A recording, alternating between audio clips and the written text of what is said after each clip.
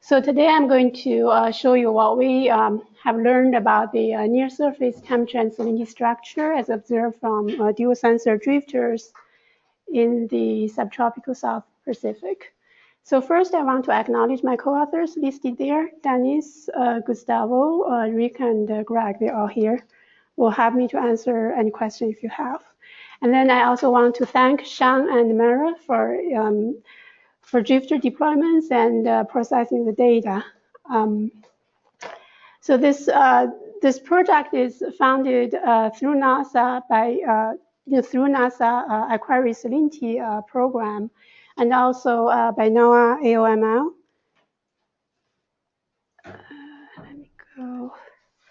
So we know that the temperature and salinity are the two fundamental parameters of seawater. Little changes in temperature and salinity can cause a fundamental, large change in global ocean circulation.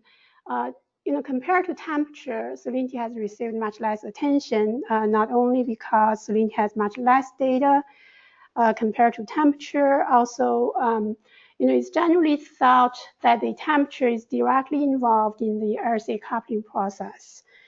But however, salinity also important, as Ricardo recent study, the barrier layer plays a larger role during hurricane, and also the deep water formation in the North Atlantic, salinity plays an important role. So this is for the meridional turning circulation. We saw that the deep water formation plays an important role in the meridional turning circulation. So more importantly, studies has found that the salinity changes in the later half of 20th century. The pattern of salinity change is much similar to the mean salinity structure as shown on the left. And this is a trend, the 50-year trend. You see this, this is show that the salty region gets saltier and the fresh region gets fresher. This an indication of a strengthened global water cycle, and this on the right shows you the freshwater flux. This is corresponding to the salinity pattern. So so therefore the changes in the salinity actually indicate the changes in global water cycle. This, to large part, has motivated satellite salinity mission. So far, starting in 2009, there has been 3 salinity missions listed here. So our project funded through Aquarius. So Aquarius is thought to be the more accurate compared to the other 2. Just to give you some idea, here I'm showing you the mean salinity map.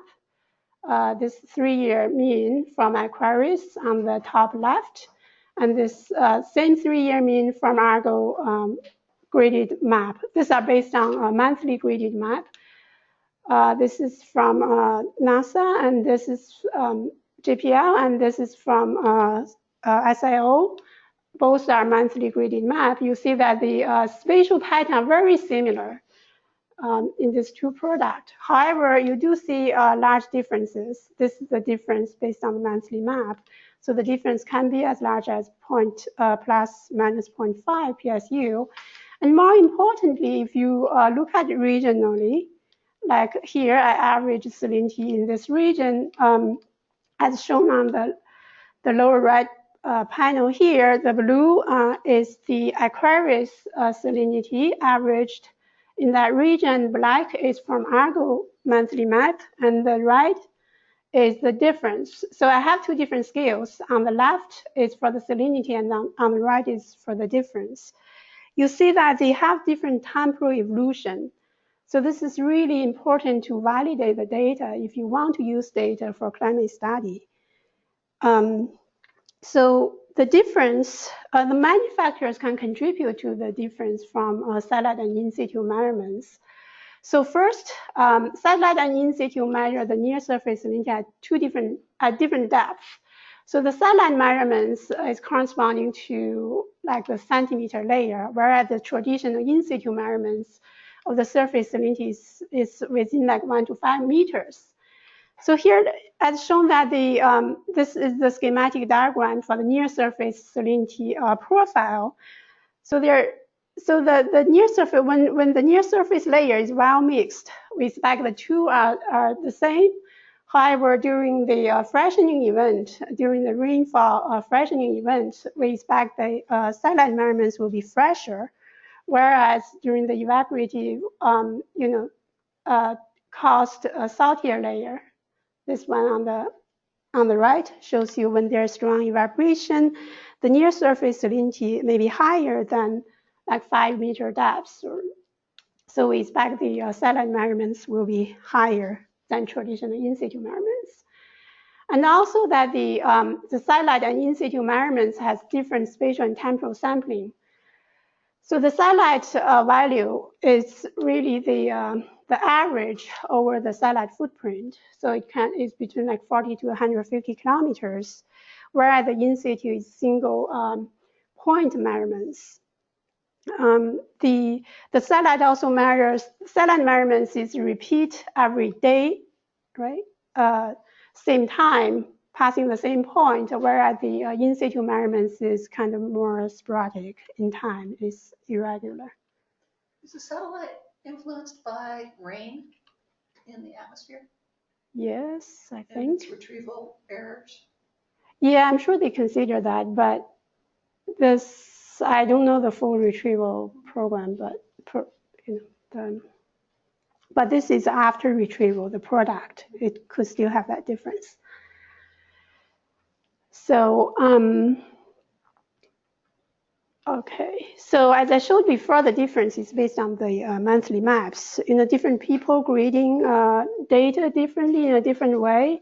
So there has been studies, even you take the same Argo data and grade it by different people, they see a large difference in salinity particularly near the coastal region. So therefore, the grading process may also contribute to the difference I showed before.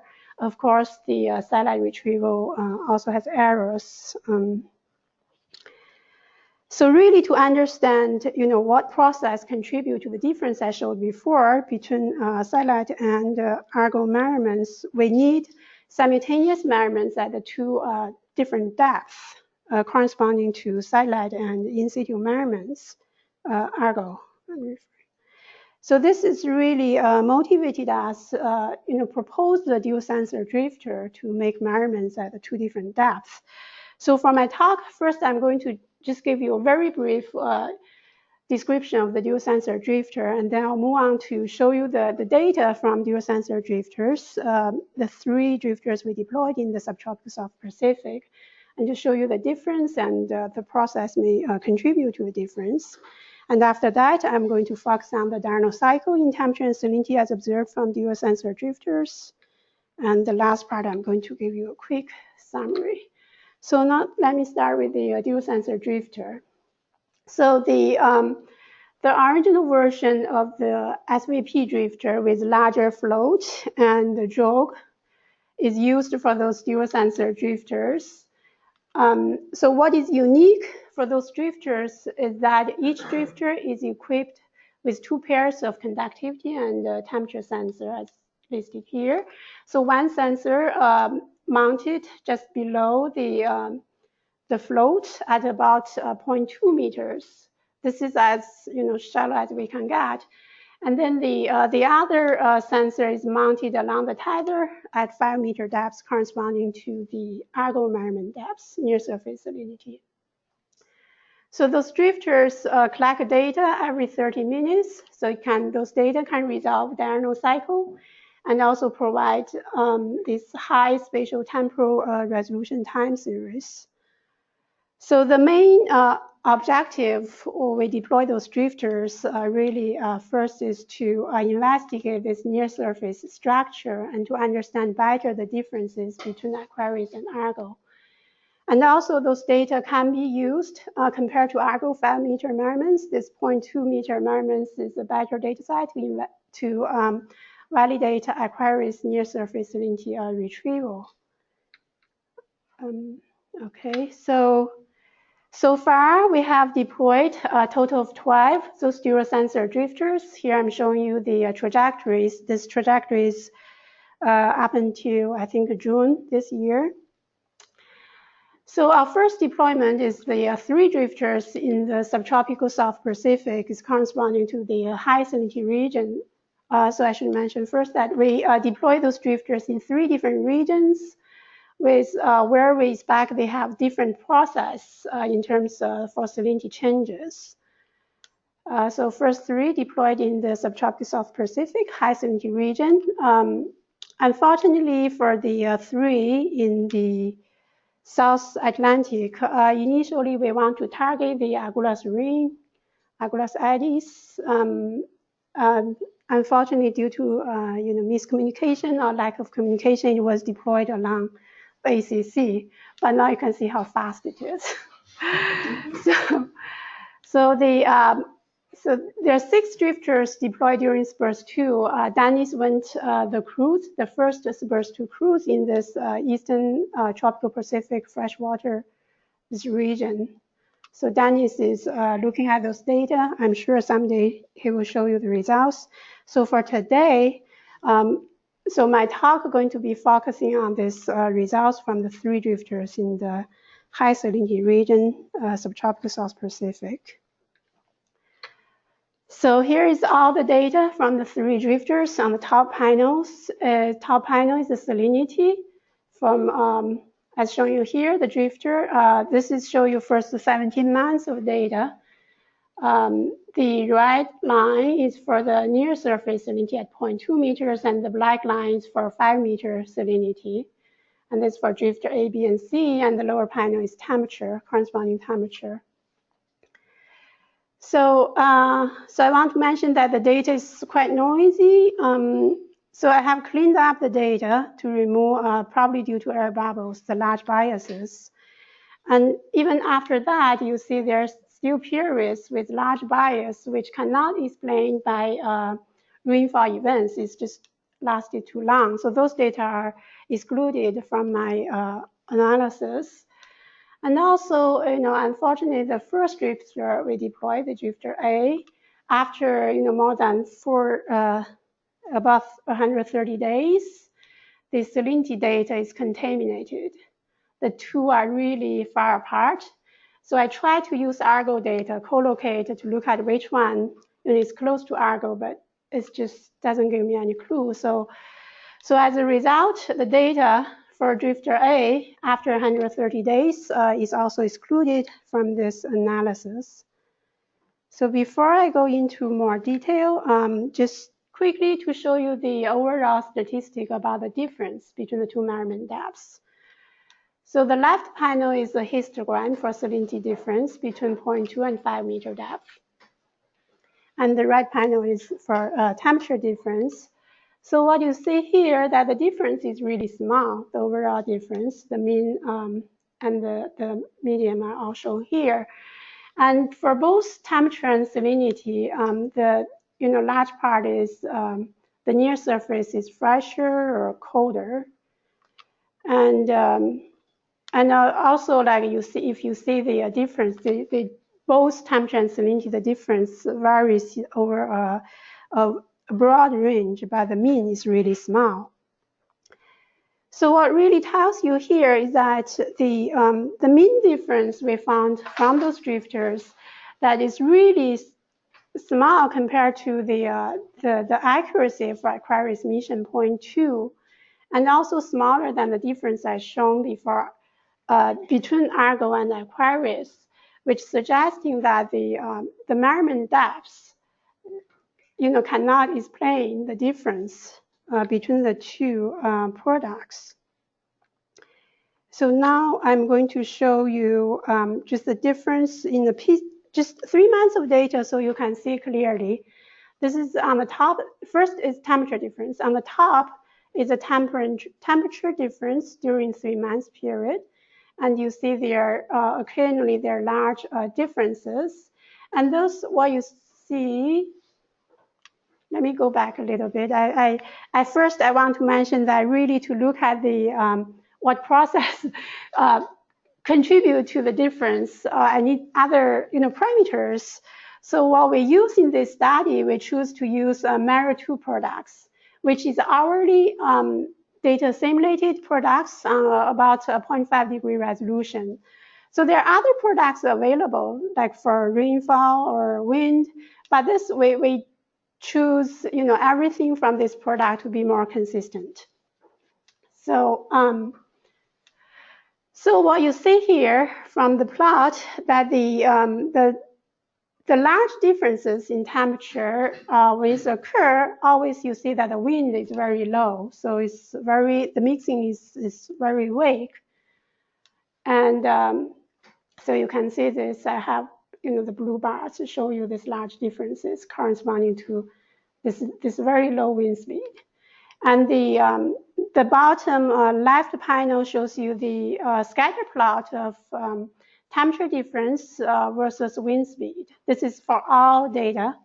So you see that these large temperature differences mostly focus, during the wind, for the wind below 6 meters per second. This is consistent with previous studies. There are many studies in the past to show this.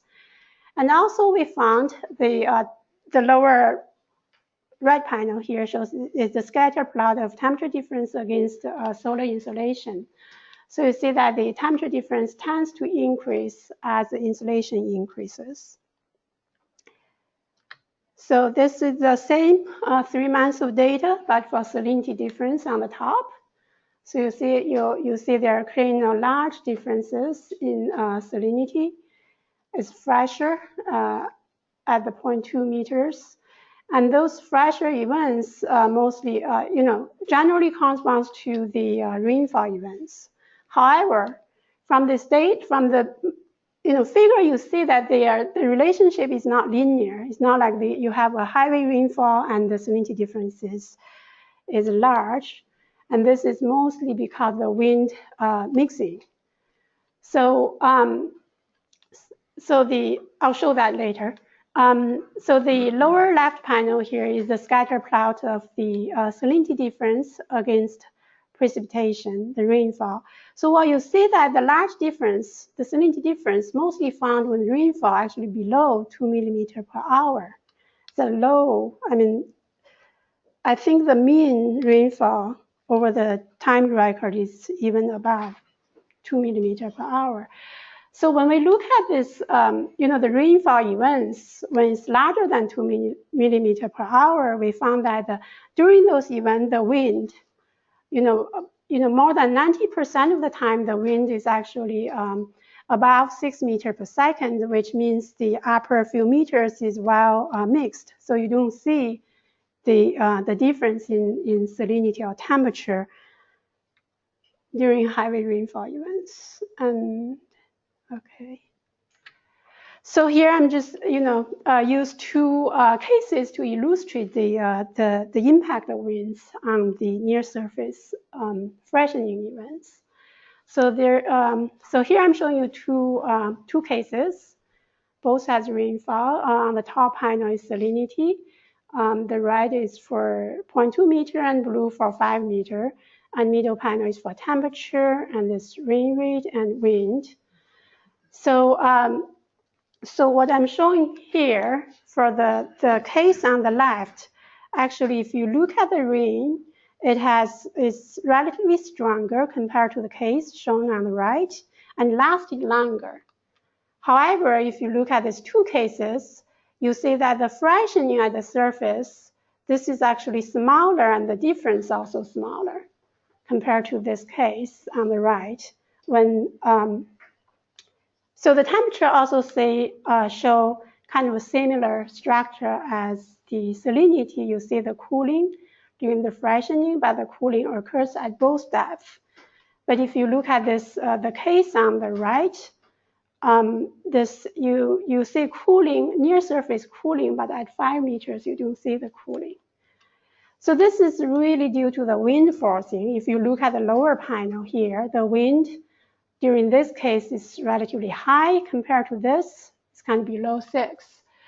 So this indicates that the wind actually plays a larger role when rainfall really happens. So in terms of how much freshening or cooling near surface and the surface structure, the wind plays a larger role. So this relationship actually consistent with what was recently found, that the salinity difference during rainfall events proportional to the rain rate, but also to the wind. So I try to use this relation apply to the cases we observed. You know, in this study, they did give the A and B, the parameters. I plug those in, but it doesn't apply to our case. I got really, I think, very large freshening or cool freshening if I use their parameter. I think it's because this relationship is derived based on shipboard measurements. It's more like Eulerian process. Whereas the drifters is more like rounding-like process. It follows the fresh paddle. So this is kind of, when I look at their cases, their freshening case is very shorter with 1 or 2 hours, whereas ours, if you look at, it can lasted for a day. Okay. So wind not only impact the freshening cases, it also has a strong impact for the surface warming and salinification. Here I'm showing you 2 cases again. See, this is during 7-day period, and this is during 3-day period. You see that on the top is for temperature. You see this strong warming, near surface warming compared to 5 meters. And during those events, you see that the salinification near surface, this is particularly clear for the 3-day events. You see that this diurnal salinification occurs. And this again is controlled by the wind. If you look at the wind speed during these 2 periods, that the wind is all below 6 meters per second, is right about like 2, very low. So okay, I listed here for, you know, this warming and salinification occur. I think for the near surface salinification occur, you do need to have evaporation, but again, similar to the freshening event, is not proportional, like linear. There's no linear relationship with evaporation due to the wind forcing impact. Okay, so I have this overall this. So this is, I took all the cases where I see the 0.2 meters is saltier than 5 meters, the salinification cases I did on daily basis. For those days, I observed salinification, so I plotted the salinity difference against evaporation. So you see that this really, when the salinification occurs, the evaporation is quite low. It's even below the average. I think the average is about 0.2 over the time period. And really, you see that the salinification is kind of related to the wind. It all occurs during this low wind condition. This is shown in the middle panel. In the right panel here, so we see that the salinification also relate to the solar insolation. It kind of increases as insolation increases. So this relationship, the wind and the relationship between surface salinification with wind and insolation is consistent with what was found in the North Atlantic, the high salinity region, based on the measurements during Spurs 1 experiment. What is different from our observation with measurements made during Spurs 1 is that Asia et al. Found that the surface salinification only occurs when the insolation exceeds 300 watts per meter square, whereas for our case, you see that the salinification occurs over a wide range of insolation. This is maybe due to the observational period. All measurements is year-round, whereas the Spurs 1 experiment is only they did during summertime, so insolation is high. So here I'm just showing you the in the Marrow 2 data about the evaporation. We see that the evaporation is really just controlled by the wind, whereas the temperature doesn't seem to play a role. This is evaporation against the wind, specific humidity, and temperature. So this may be the mirror 2 error, because mirror 2 only assimilate Reynolds weekly SST, so it doesn't resolve the diurnal cycle in SST. So as I'm showing you here, just comparing the temperature. So again, that the red is from drifter is 0.2 meter temperature, and then the blue is 5 meters, and the green is from mirror 2, the skin temperature, which is basically the Reynolds weekly SST. So you can, for both cases, there's no diurnal cycle. So just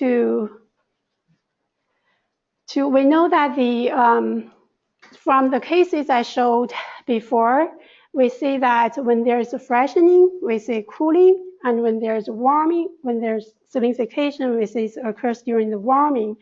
This kind of suggests that the temperature difference and salinity difference may have a relationship.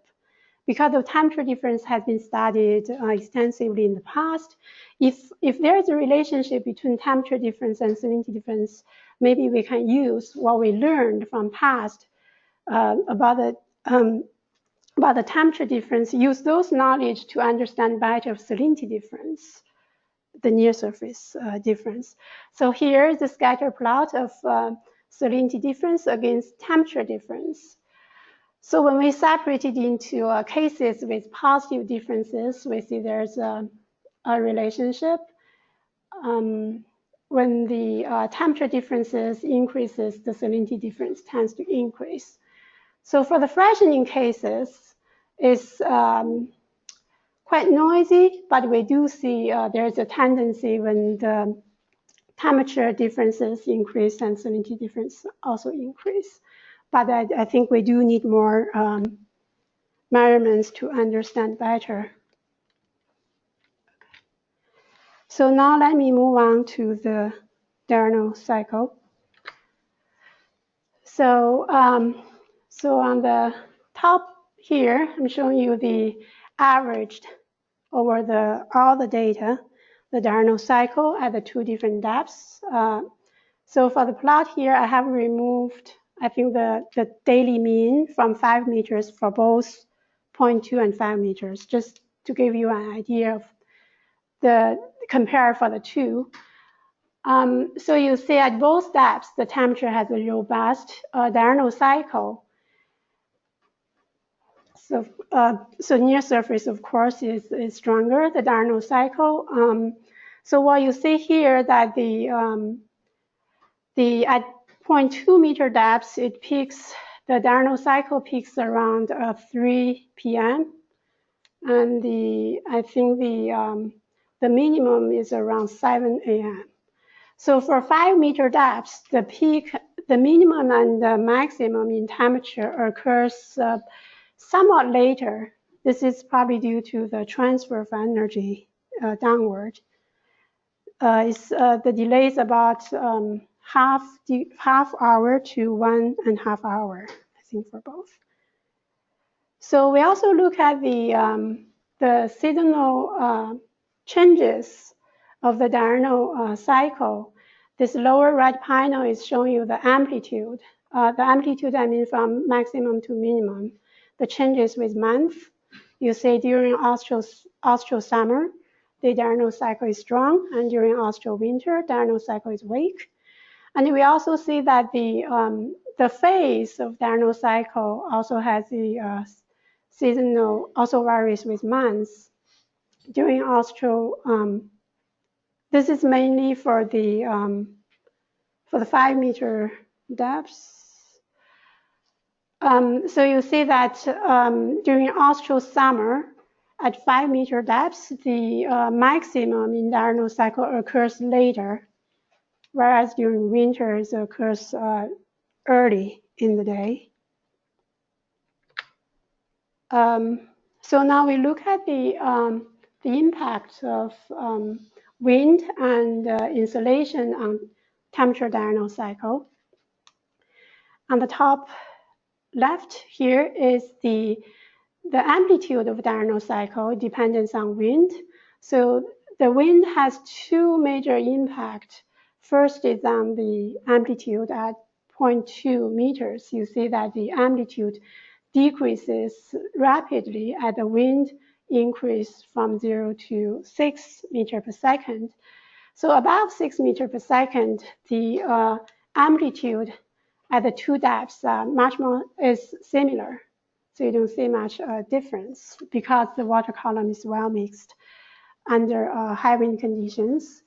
And the wind also has a strong impact for the phase of diurnal cycle at 5 meter depths. So you see that at low wind, the diurnal maximum at 5 meter depths occurs later. And the wind doesn't have much impact for the phase at near surface measurements. So although the diurnal cycle, the dependence on solar insolation is weak, but still significant. Well, we found that the diurnal cycle increases, the amplitude increases as solar insolation increases.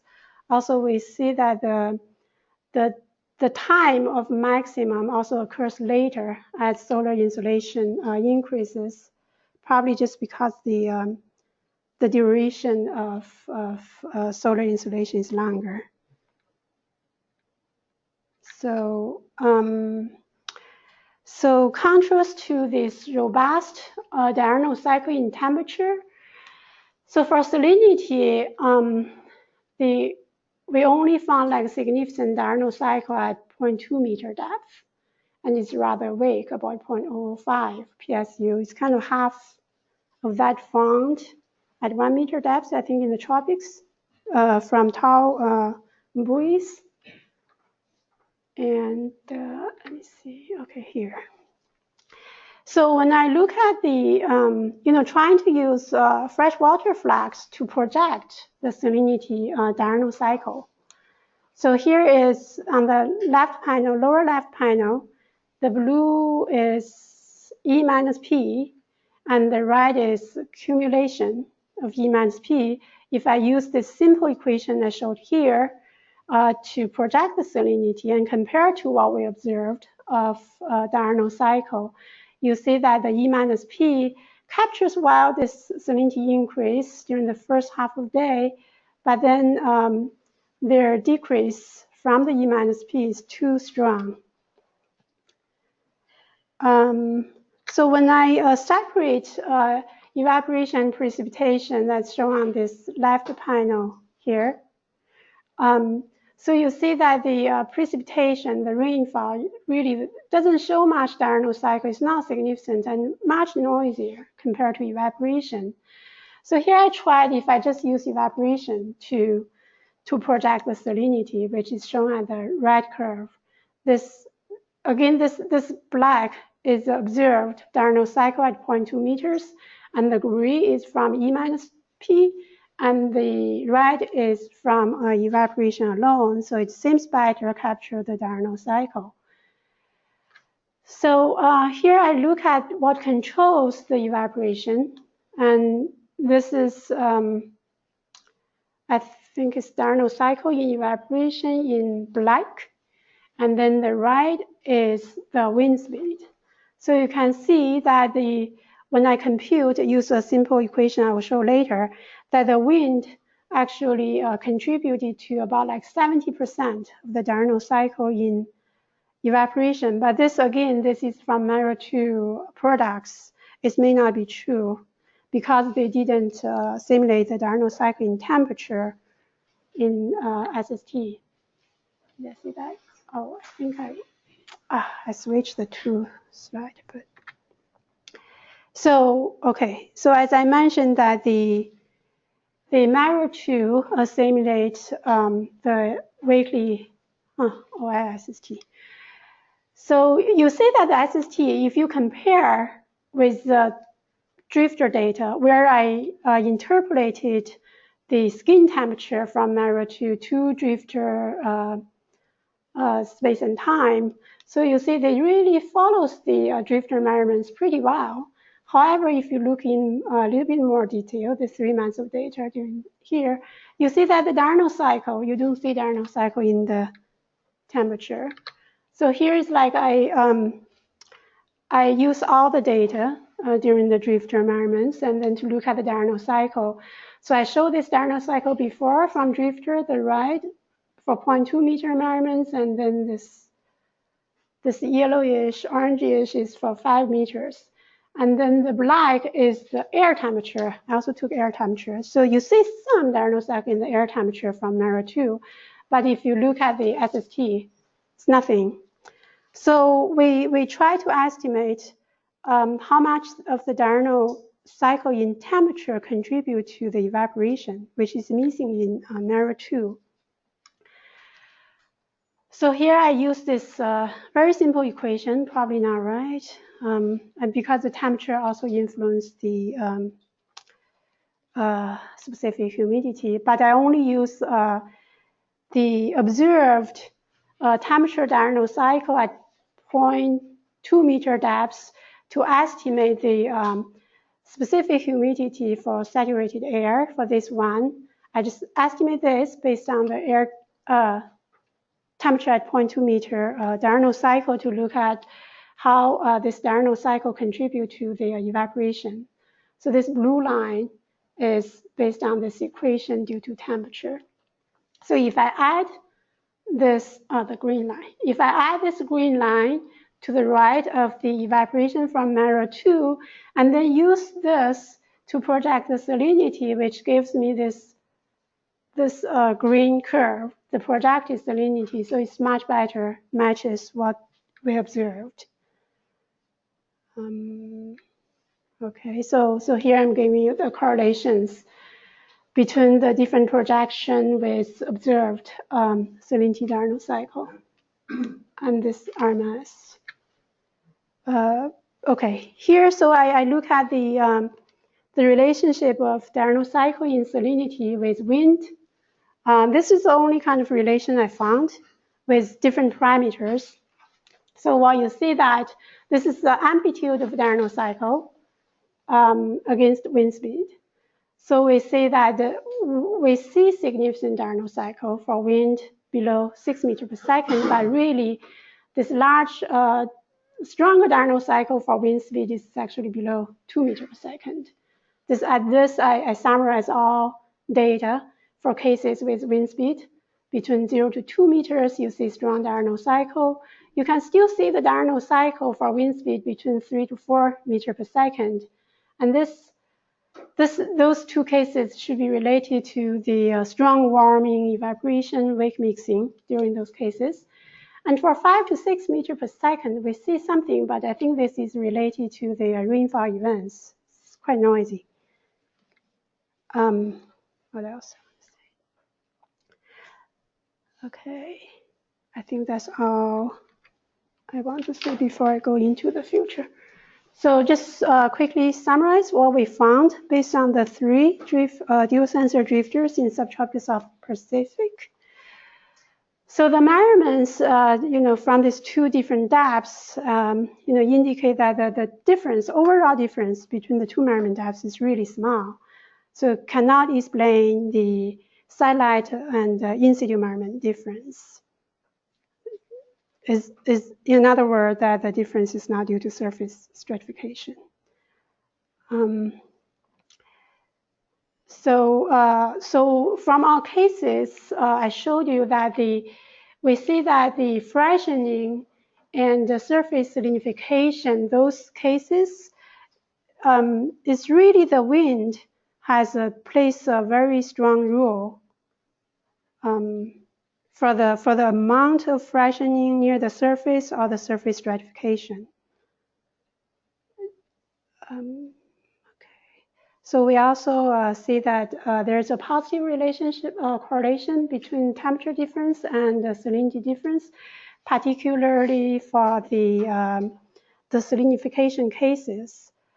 For the freshening cases, it's quite noisy, but we can still see something. And maybe with more data and combining with what we observed in the tropical Eastern Pacific during SPERS 2, maybe we can get a better relationship for those between temperature difference and salinity difference.